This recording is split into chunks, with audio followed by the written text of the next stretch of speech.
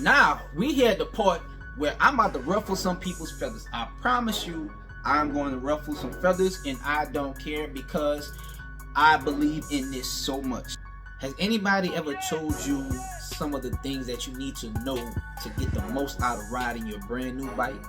Or are you really trying to get out and push yourself a little further for this riding season and beyond? So I'm going to give you guys 3 sections, 3 tips, 3 sections to help you guys on your riding journey and beyond. Stay tuned. Peace. So the first section I'm going to talk about is tools. Outside of having your oil changed and keeping your service done on that, you need to make sure that you're keeping specific tools for your bike on your bike. The reason is, if you're out riding and you're riding with someone, you cannot depend on that person to have something specific to your bike.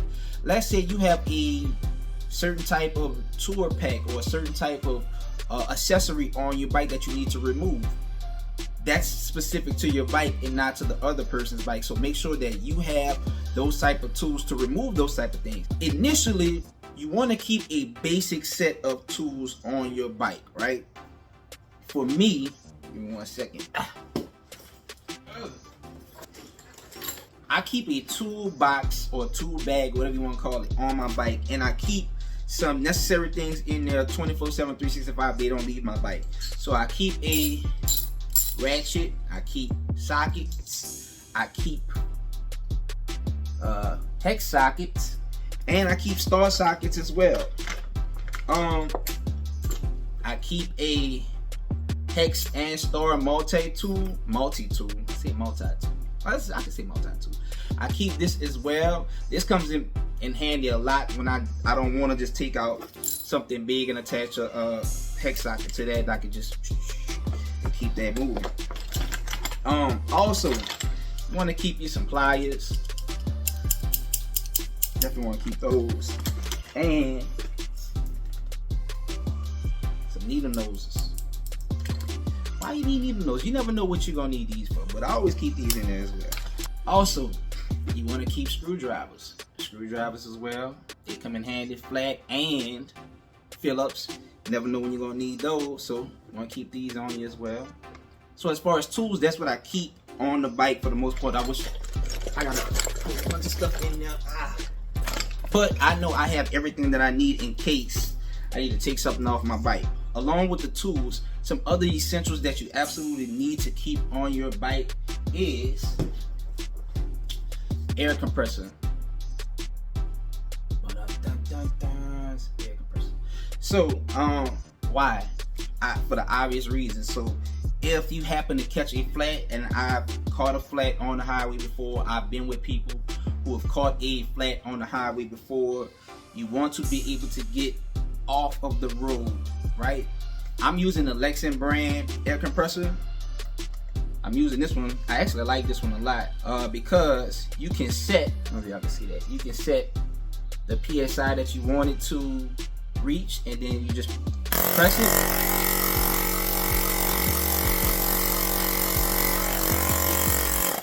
And it will go all the way up until it hits that PSI that you have. It also doubles as a charger, which I do like. In a pinch, in case the battery dies or some other accessory dies, you have a USB-C and a traditional USB on there, so you can charge up that as well. Why having this is super important. This is super important because you need to make sure the air in your tires is at the proper level, right? If you have underinflated tires, it can affect your handling, and we don't want that, especially on a long trip. We don't want nobody to crash, right? So please make sure that your tires are inflated properly. And in the event that you do happen to get a flat, you need to keep this on your bike. Need to keep tire plug, and not just having a tire plug, but the tools to plug your tires with. Need that.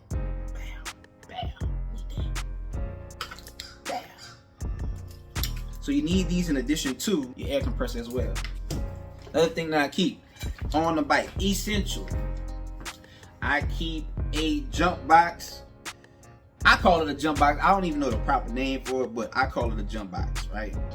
So I use the No-Co jeans boots. I've been using this for years. I've used it so much I've knocked all the buttons off this thing. But it allows you to jump your bike in any event that your battery is not working properly.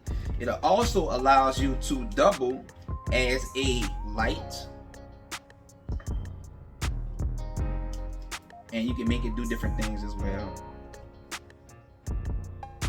So why is this important outside of jumping your bike off? One of the reasons why this comes in handy, when it's really cold outside, your bike, your battery on your bike, I'm gonna say your bike, but the battery on your bike has a certain amount of cold cranking amps. Your bike will not start if it's too cold. So if your bike won't start, boom, throw this on there, hit it, crank your bike up, and you'll be ready to roll. Another thing that I keep on my bike as far as tools, and it's not really a tool, but I guess you can't use it as a tool, is a net, right? I like to use these to strap down certain stuff. I typically use them to strap down my luggage, but I've used them in instances where I needed to strap down an extra helmet or just something that was just too large to fit in my tool pack or my saddlebags. So this is always something good to keep on your bike as well. Now, we here at the part where I'm about to ruffle some people's feathers. I promise you, I'm going to ruffle some feathers, and I don't care because I believe in this so much. So I am a huge proponent of wearing a full face helmet. I don't care what brand you get, although, you know, this is your head, so you want to invest in a nice fitting, well-made, well-constructed helmet. Full face helmets give you the most protection in the event you happen to wreck, crash, lay your motorcycle down. It gives you the most protection. I know I have people out here who they love wearing their half shells and things like that. If you're going to wear a half shell, please, please, please bring you a full face helmet along for the ride as well. For a couple of reasons. Like I said, it gives you the most protection in the event that you go down, but also in the event of bad weather. Y'all know I ride in the rain all the time. Not on purpose. I just happen to get caught in rain, and there's nothing I can do about it. This will stop those rain bullets from hitting your face, okay? And they hurt. I've been there. They hurt a lot. So gives you protection from the elements, gives you protection from debris that's popping up off the road, like rocks, pine needles, all kind of stuff that can just fly up in the air and hit you. So if you're gonna wear a half shell, please bring you a full face if you're gonna be on the highway for long extended periods of time. So as we ride into the future, having a communicator or a Bluetooth headset is becoming more and more important for a few reasons. I happen to use Cardo. I've been rocking with Cardo for a long time. If you're planning on getting one, use the promo code PEACEON me to give you a discount. But I use this because, number one, if there's an emergency and I'm riding with a group of people, I can call them immediately, or if I'm already synced to them, I can just say, hey, pull over, so-and-so is falling back, or so-and-so caught a flat, or so-and-so missed the exit. And timing is very, very, very crucial, right? Also, I can play my music through this while I'm riding, so I can save wear and tear from my charging system on my motorcycle. A lot of people don't realize, especially those who have stereo systems or sound systems put on their motorcycle, it puts an additional strain on your motorcycle, on your charging system when you're riding for long periods of time. So I typically have my music coming through that. It's loud, it's clear. I use that. Having eyewear. Eyewear is super important as well when you're riding. So even when I'm riding with my full face, I typically put on riding glasses. We don't want anything to pop up and hit us in the eyes. We only have two, and they're not replaceable. So definitely want to keep eye protection as well. You want to have a decent riding jacket, typically something that has some type of armor in it. I use this leather riding jacket majority of the time. I do have a textile jacket as well that is not as thick and not as warm as this leather jacket, but it does provide me with a level of protection because that one has armor as well in case I happen to go down, wreck, crash, lay my bike down the whole 9 yards. I want to be as safe as possible, right?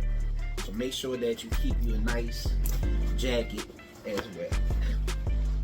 You always want to keep, especially if you ride a lot, you want to keep rain gear on your bike 24/7, 365. I got the Harley Davidson rain gear, highly visible. And I tell people all the time, if you get rain gear, make sure that you get something that is highly visible with the safety orange or the safety green or safety yellow, whatever you want to call it. Do not get gear that is all black because it's hard to see you. And I'm telling you, it's hard to see you. When you're riding in really, really bad rain and the mist is bouncing off of the ground, and you have trucks and things just splashing water everywhere, you can blend into the environment. But having something that's high vis will allow you to be seen. So this is very, very, very important. So with the rain jacket, of course you have the rain pants. And I want to say one thing real quick. Where's my boots? Get you a good pair of boots to ride in. Something that has a reinforced toe and something that supports your ankle as well. But I will say this. A lot of people will get out there and they'll buy things that says it's waterproof. Listen to me. It's very rare that you'll find true waterproof boots, true waterproof gloves. Now, if you're riding with boots that aren't waterproof, you can get you boot covers, and those wrap around your boots.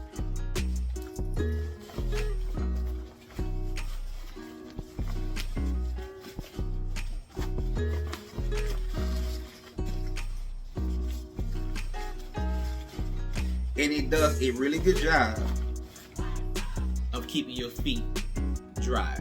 I've used these all the time. As far as gloves, same thing. If you're wearing gloves that say they're waterproof, if they don't say that they're Gore-Tex, 9 times out of 10, they are not waterproof. They're just water resistant. That they mitigate some water, but when you're in some heavy rain, your hands are going to get soaked. So I typically keep about 3 or 4 pairs of gloves on my bike. If it gets soaked, I just take them off, swap, put another one on, and we keep rolling. Some of you guys are still riding in the winter, and it's good to make sure that you have heated gear to help you in those rides.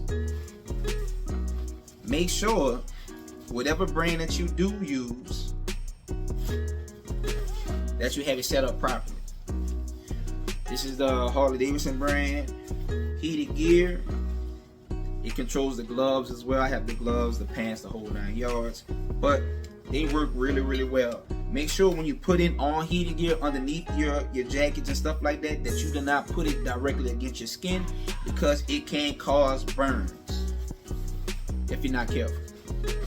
So another thing that I use, and it's not anything that's physical, but I use a certain number of apps on my phone when I'm traveling long distances, so I'm getting out on my rides. I use an app called Glimpse. Glimpse allows me to share my location with multiple people at the same time. If they have that link, they can check on the speed, they can check on where I'm at, the whole 9 yards. I can set it for a certain amount of time, and people can just,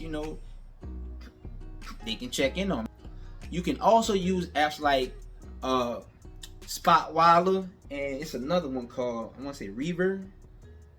Whatever tracking app that you use, make sure that you have a tracking app when you get out on the highway. Doesn't matter which one you use, but make sure that you have something where somebody has access to your location in case something happens. They know exactly where you are or where you were, so they can get to you in a decent amount of time. Another app that I use is an app called My Radar. I've showed you guys this on videos before. I can track the weather. I can see how far away it is. I can see it moving in real time. I can see the intensity, so on and so forth. that's how I navigate a lot of this stuff. And it's like, well, if you navigate it, then why you keep running in the rain? Well, a lot of times I can look at it and see how severe the storm is, right? So if it's green and yellow, I'm typically rolling through it.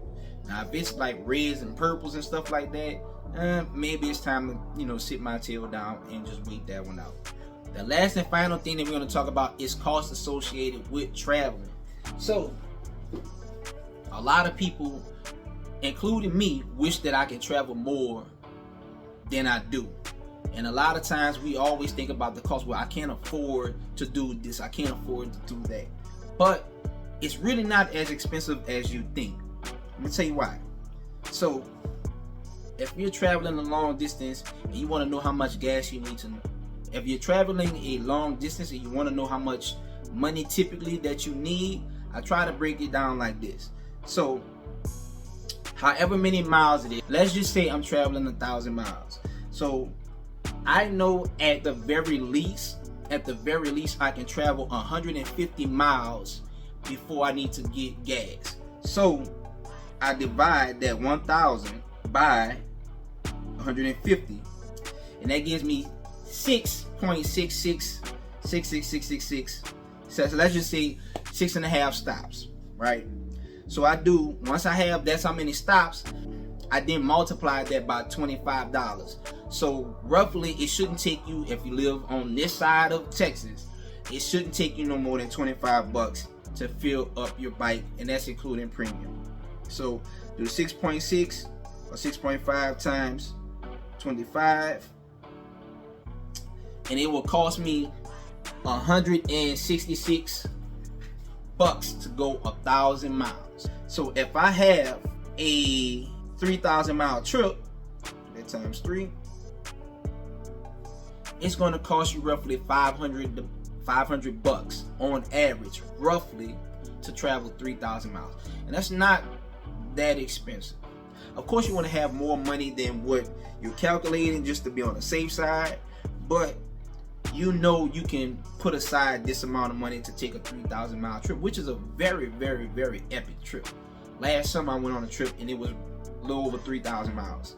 So I only spent 500 bucks as far as fuel, roughly 500 bucks. Now you want to plan for more because gas prices do fluctuate, especially when you go on the West Coast. I don't know what they're thinking out there. You talking about $6 and $7 a tank? No way, no way, no way. Can't do it. But roughly you can figure out how much money you need in gas. Hotels, let's just say 150 a night, and then you just multiply that by how many nights you plan on staying in a certain area. Then that'll give you the amount of money that you need in your hotels. So after you have your gas and your hotel expenses, then you want to add your food costs in it as well. So everybody eats differently. I don't eat a lot while I'm on the road. Typically I spend about 25 and 30 or 30 bucks once I get to my destination on a meal. If I'm staying at a hotel, I usually eat the hotel breakfast, and then I'm snacking along the way. So that's all I have as far as tips is concerned for this year and beyond for my new riders and experienced ones. And if I left something, if you think it's something that I needed to put in this video, please drop them down in the comments below, and make sure that y'all subscribing to the channel. I definitely appreciate all the love and support that you guys are giving me.